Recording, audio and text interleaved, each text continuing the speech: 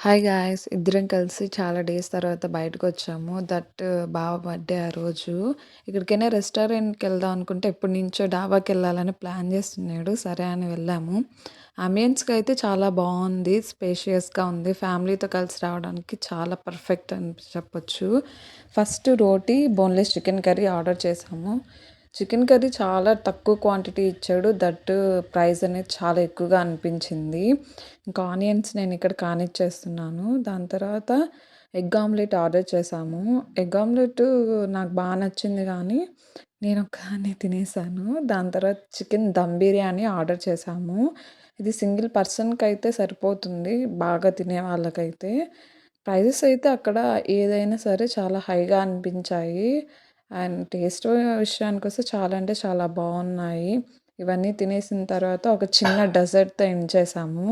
Prices ఎంతో guess చేసి comment చేయండి.